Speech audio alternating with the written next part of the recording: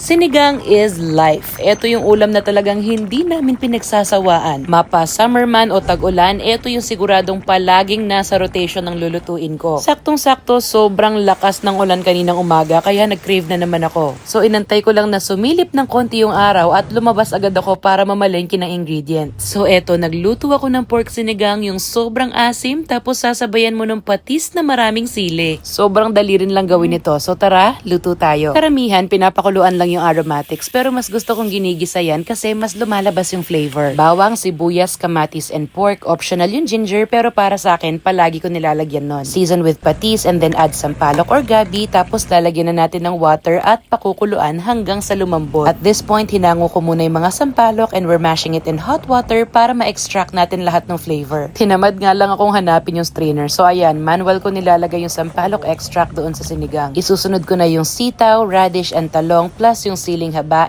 pakuluan natin hanggang sa maluto yung gulay. Since yung gusto ko sobrang asim, nag-add pa ako ng sinigang mix. And lastly, ilalagay ko na yung kangkong and okra and we are ready to serve. Now you got that piping hot, super asim na pork sinigang yung medyo malapot yung sabaw. Ito yung ulam na talaga namang mahirap tanggihan. O ano, tara? Kain tayo?